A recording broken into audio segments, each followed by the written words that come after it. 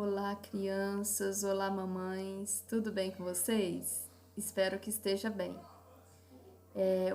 Hoje a gente vai começar o estudo do PET 300 anos. Nosso estado vai fazer 300 anos dia 2 de dezembro.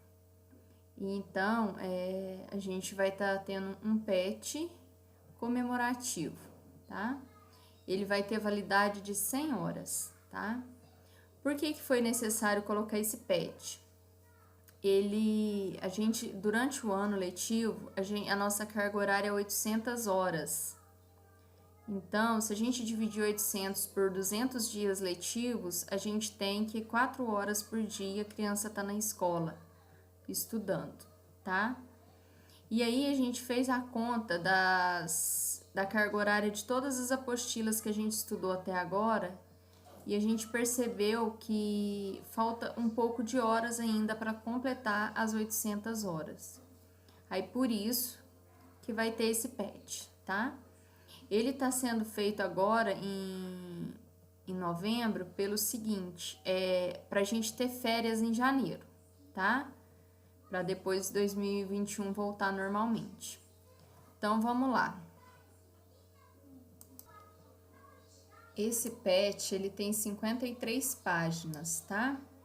Mas de conteúdo mesmo, ele só tem até a página 40, viu? O restante é bibliografia.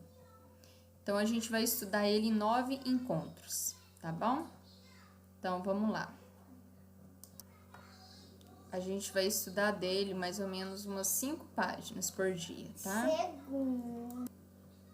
Olha só, plano de estudo tutorado, componente curricular vai ser interdisciplinar. Vai ser ensino fundamental anos iniciais. Oi. Olha lá, Thalita. Ela tá organizando o quarto dela agora, sabe? Olha, tô dobrando as minhas roupas e depois eu vou passar. Ela tá dobrando as roupas, Agora né? mesmo quando eu vou passar, eu mostro o meu ferro que a mamãe comprou. Então vamos lá. A carga horária, igual eu falei pra vocês, vai valer 100 horas, tá? Então, vamos lá. Tem Ele fala... terceira fileira de blusa minha. Eu já levei a segunda. Ele fala aqui, ó, do conhecimento. O objetivo é valorizar e utilizar os conhecimentos historicamente construídos sobre o mundo físico, social, cultural e digital para entender e explicar a realidade, continuar aprendendo e colaborar para a construção de uma sociedade justa, democrática e inclusiva. Vamos trabalhar outra competência, repertório cultural. E o que é? É valorizar e fruir. Fruir é desfrutar as diversas manifestações artísticas e culturais, das locais às mundiais, e também participar de práticas diversificadas da produção artístico-cultural, tá? Olha lá, ele fala o seguinte: olá, estudantes responsáveis. O Estado de Minas Gerais completará 300 anos no próximo dia 2 de dezembro. Assim, para celebrar esta data e homenagear o nosso estado, durante o mês de novembro, sua escola terá uma programação super especial. Nesse período, você vai ser desafiado a investigar as principais características do seu município, destacando suas belezas naturais, as tradições culturais de sua população e suas atividades econômicas, sejam elas comerciais, industriais ou agrícolas. Nesse período, a sua escola contará com um cronograma especial, no qual o seu professor irá abordar o tema 300 anos de Minas Gerais dentro dos diversos componentes curriculares. Além disso, esse assunto também será tratado em algumas aulas do programa Se Liga na Educação. Para vivenciar essa experiência de muito aprendizado sobre o estado de Minas Gerais, você será desafiado a reconstruir a história de Minas Gerais, identificando os fatos, os tempos que ocorreram e os sujeitos envolvidos. Você vai ser desafiada a comparar, relacionar e investigar o que mudou e o que permanece até hoje. Isso foi a página 1. Você vai ser desafiado a contar o que já sabe, o que vem observando no seu dia a dia e o que está aprendendo de novo. Você vai contar com a colaboração de seus familiares para relembrar a história de Minas Gerais, os costumes e tradições, principalmente do local onde você vive. Você vai elaborar um desenho que demonstre o que Minas Gerais representa para você. Explore o material e divirta-se enquanto aprende. 300 anos de Minas Gerais. Por dentro da história. Minas nasce em berço de ouro.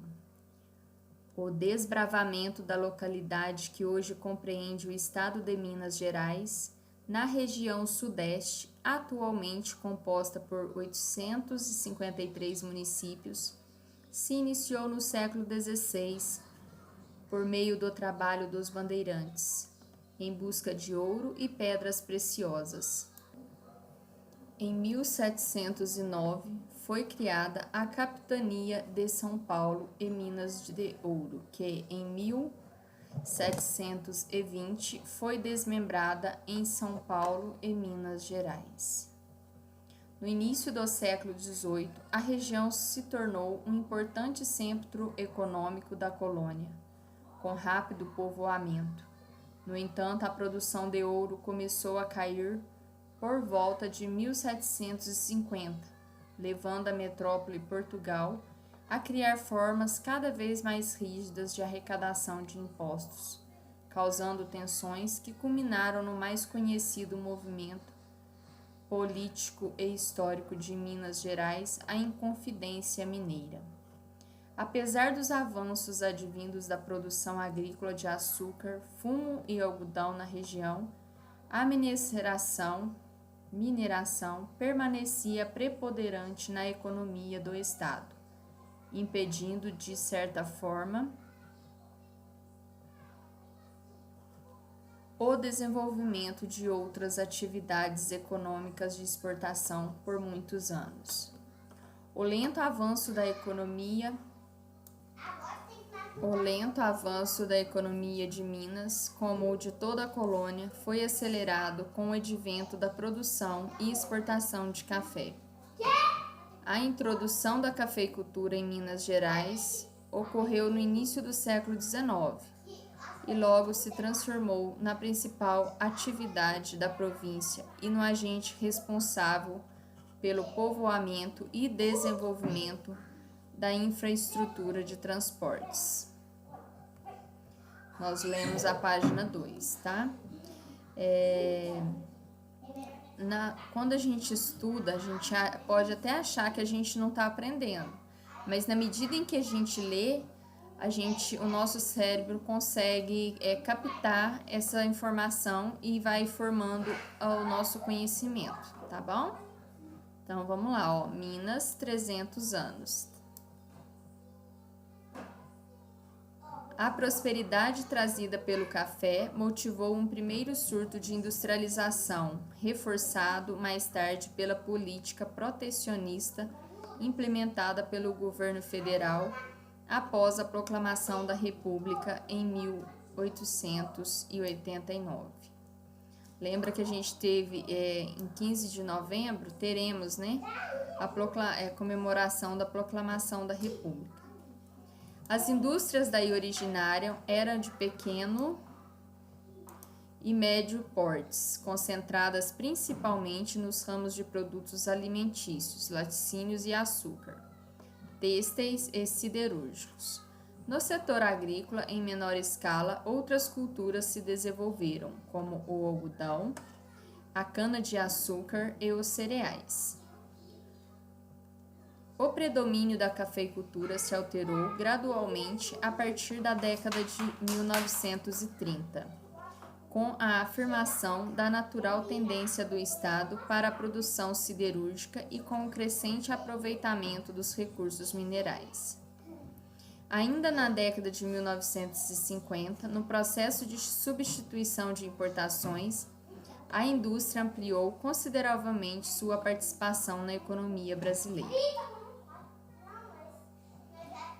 Na década de 1970, a economia mineira passou por mudanças estruturais graças a um grande volume de investimento.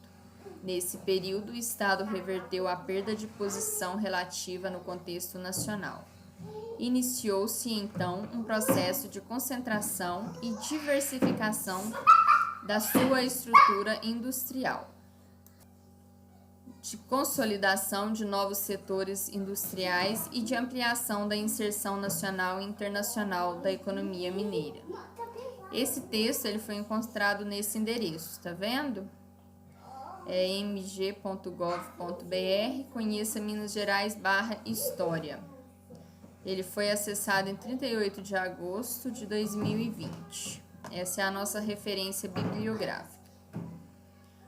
Ciclo da mineração e o povoamento do estado. Vamos lá? Ele fala o seguinte: a exploração da riqueza baseada na mineração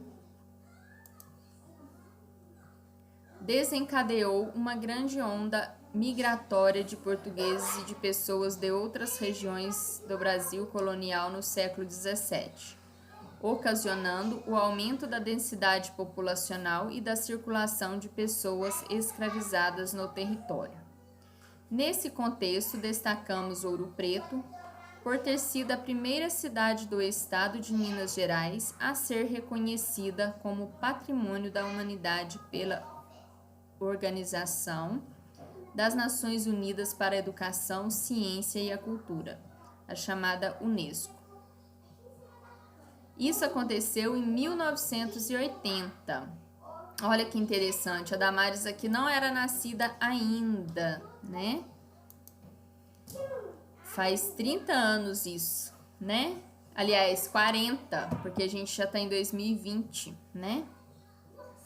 Localizada na região central de Minas Gerais, a cidade de Ouro Preto reúne, conforme o Instituto do Patrimônio Histórico e Artístico Nacional, IPHAN, o maior e mais significativo acervo da arquitetura e da arte do período colonial do Brasil, de todo o Brasil. A região foi povoada na última década do século XVII, com a descoberta do ouro no leito de um córrego, sendo batizada inicialmente como povoamento de Vila Rica de Albuquerque, em 8 de julho de 1711. Tá? Aqui a gente tem o século XVIII, né? Rico e desenvolvido na exploração do ouro, o povoamento teve seu apogeu econômico entre 1730 e 1765, quando se consolidou como um centro urbano com uma população estimada em 25 mil habitantes. Ali projetaram-se dois dos maiores artistas do período colonial brasileiro, o arquiteto, escultor e entalhador Antônio Francisco Lisboa, o Aleijadinho, e o pintor Manuel da Costa Ataíde. Vila Rica se tornou capital de Minas Gerais em 1721, congregando um grande acervo cultural para a humanidade. Em 1923, em razão da coloração escura das pedras de ouro descobertas na ocasião do povoamento na região, recebeu o nome de Ouro Preto. Olha que interessante, né? A coloração escura das pedras de ouro. Então, o ouro era escuro, né? A pedra. Então, crianças, a gente para por aqui, né? Para o vídeo não ficar muito longo, tá? Aí eu vou gravar um outro continuando a leitura e as explicações, tá bom? Fiquem com Deus e até amanhã. Tchau, tchau!